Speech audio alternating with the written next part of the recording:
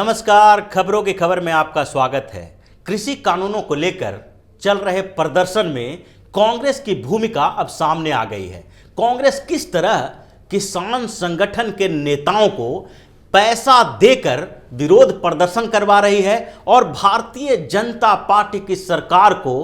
अस्थिर करने की कोशिश कर रही है, इसका खुलासा अब होने लगा है और अभी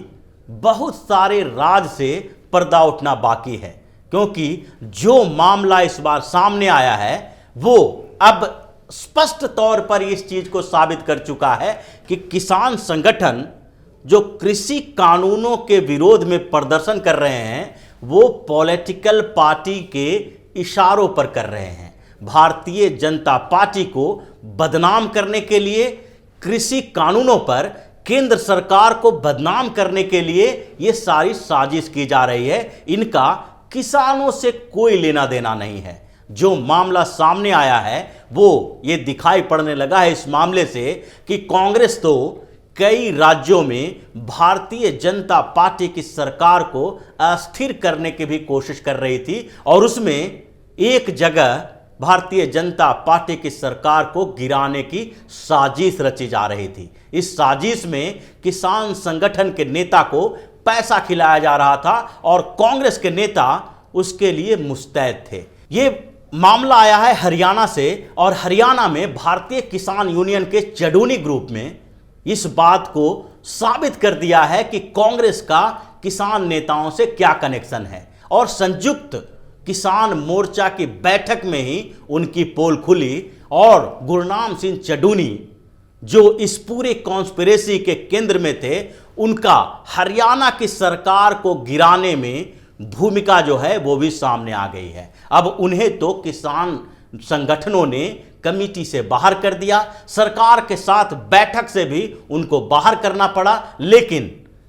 संयुक्त किसान मोर्चा की बैठक में जो बातें सामने आई वो इस ओर इशारा करने लगा है कि विपक्षी पार्टी के नेताओं की राजनीति क्या है और किसान संगठन जो अपनी मांग पड़े हुए हैं, जो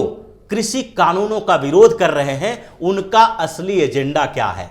जब संयुक्त किसान मोर्चा की बैठक में ये मुद्दा उठा कि भारतीय किसान यूनियन हरियाणा के जो गुरनाम सिंह हैं, उन्होंने 10 करोड़ रुपए लिए थे ताकि हरियाणा के भारतीय जनता पार्टी और जेजेपी की सरकार को गिराई जा सके। इस सरकार के खिलाफ वो अभियान चला रहे थे और दुष्यंत चौटाला को बरगलाने की कोशिश कर रहे थे। उनकी आगे की रणनीति भी यही थी कि जब हरियाणा में सरकार गिर जाएगी तो ऐसी स्थिति में कांग्रेस उनको अपने साथ रखेगी, या तो उपचुनाव में कांग्रेस उन्हें टिकट दे या फिर उन्हें कोई बड़ा पद दे। ये सारी साजिश जो की जा रही थी, इसके तार पिछले कुछ दिनों से हरियाणा में चल रहे विरोध प्रदर्शन में भी देखा जा सकता है, उससे जुड़ा हुआ है। पिछले दिनों हरियाणा में लगभग हर जगह पर भारतीय जनता पार्टी की सरकार की एक मुहिम थी कि किसान पंचायत की जाए और उन किसान पंचायतों में कृषि कानूनों के फायदे को किसानों को बताया जाएगा। ये कृषि कानून के फायदे या नुकसान को बताने का अधिकार सारी पार्टियां, सरकार, किसान संगठन सबके पास है। लेकिन जब भारतीय जनता पार्टी के हरियाणा सरकार ने इस बात का ऐलान किया और जो वहां के मुख्यमंत्री मनोहर लाल खट्टर ने इसकी शुरुआत करने की कोशिश की और ये पूरा प्लान जब सामने आया कि भारतीय जनता पार्टी हरियाणा में करीब करीब 700 किसान महापंचायत करेगी और किसानों के पास जाकर ये पूछेगी कि इस कानून में जो प्रावधान किए गए हैं उससे आपको ये फायदा है और इसके अलावा अगर आपको लगता है कि इससे कुछ नुकसान होना है तो वो आप सवाल सरकार से पूछ सकते हैं। इन रैलियों की व्यवस्था जब की गई तो हरियाणा के किसान संगठनों के नींदें उड़ गई। उन्हें लगने लगा कि अगर किसानों से डायरेक्ट तौर पर इन कानूनों के बारे में चर्चा की जाएगी तो उनको फिर से बरगलाया नहीं जा सकता है और इसीलिए गुरनाम सिंह को भी आगे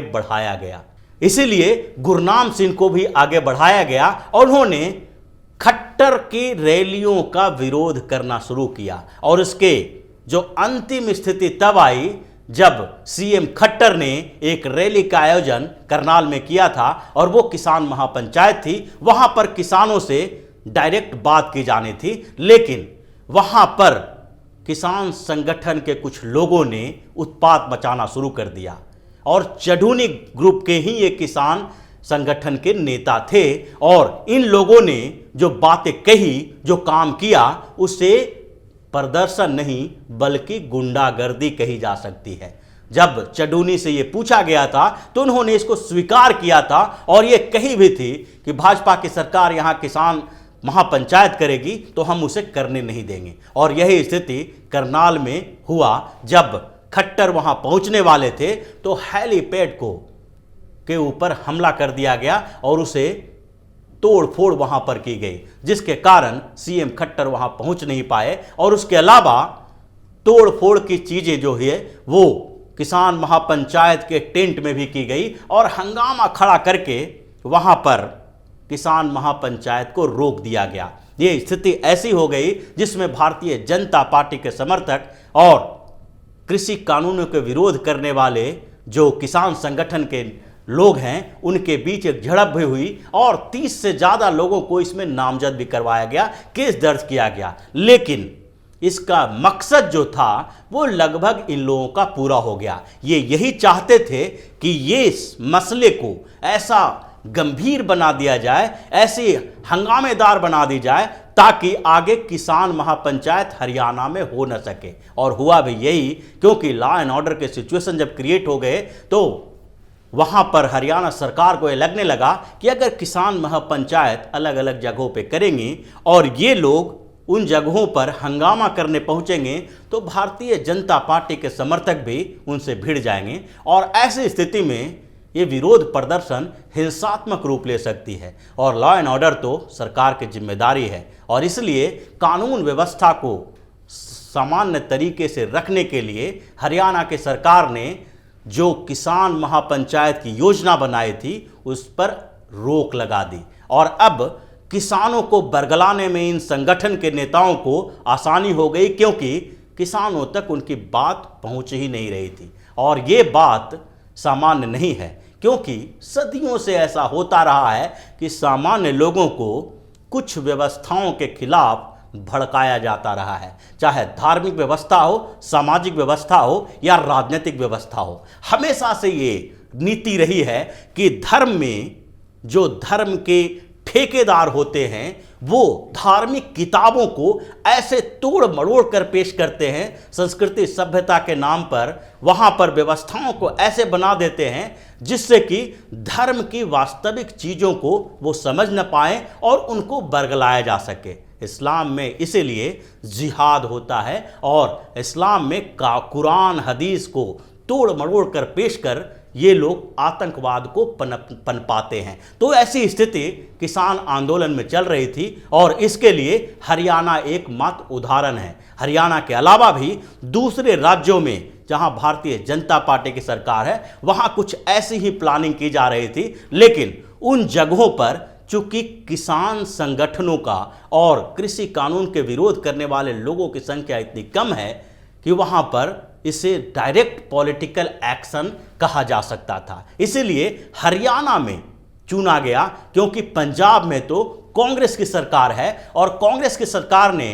इन्हीं परेशानियों के कारण कैप्टन अमरिंदर सिंह किसान संगठन के नेताओं को, किसानों को पंजाब से बाहर करके दिल्ली के बॉर्डर तक पहुंचाया। क्योंकि जब किसान आंदोलन शुरू हुआ था तो वो पंजाब में हुआ था और पंजाब में जब रेलवे पटरियों पर एक किसान संगठन के नेता बैठे, किसानों ने विरोध प्रदर्शन शुरू किया तो पंजाब की सरकार को परेशानी होने लगी। यहां तक कि जब तोड़ फोड़ की जाने लगी तो भी कैप्टन अमरिंदर सिंह ने इनके खिलाफ सख्त रुख अपनाया और उसके बाद अमरिंदर सिंह को लगने लगा कि अगर ये विरोध प्रदर्शन पंजाब तक सीमित रह गया तो उनके लिए मुसीबत बन जाएगी। और उन्होंने खुद भी जंतर मंतर आकर प्रदर्शन किया और किसान संगठन के नेताओं को दिल्ली का रास्ता दिखाया कि आप पंजाब से बाहर जाओ और वहां पर जाके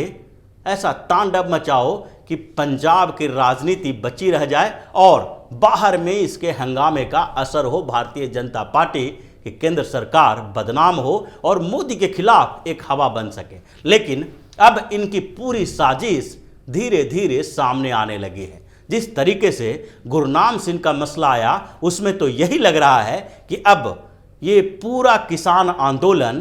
कांग्रेस और विपक्षी पार्टी के कुछ नेताओं के इशारों पर किया जा रहा है। ये लोग इसके लिए फंड दे रहे हैं और भारतीय जनता पार्टी को बदनाम करने की कोशिश कर रहे हैं। अब ये आंदोलन किसानों के फायदे के लिए नहीं, बल्कि पूरी तरह से राजनीतिक फायदे के लिए है। इसीलिए सुप्रीम कोर्ट से लेकर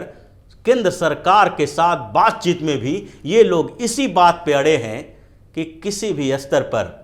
ऐसा समझौता नहीं किया जाएगा जिसमें इन कानूनों को वापस नहीं ली जाए। इन कानूनों को वापस लेने पर अड़े ये किसान नेता सिर्फ और सिर्फ इस बात के लिए प्रदर्शन कर रहे हैं कि जब तक ये प्रदर्शन चलेगा तब तक केंद्र सरकार बैकफुट पर रहेगी। लेकिन इनकी पूरी साजिश का पर्दाफाश हो चुका है, उजागर हो चुका है इनकी साजिश, और इसलिए अब लोगों को भी समझ में आने लगा है कि ये किसान संगठन नहीं बल्कि मोदी विरोधी संगठन है, जो हर जगह पर हंगामा करके मोदी की सरकार को बदनाम करने की कोशिश कर रही है। तो इसी तरह की खबरों के साथ फिर से हाजिर होंगे। तब तक के लिए बने रहिए हमारे साथ और देते रहिए हमें सहयोग, ताकि इसी तरह की खबर हम आपके लिए लाते रहें। धन्यवाद।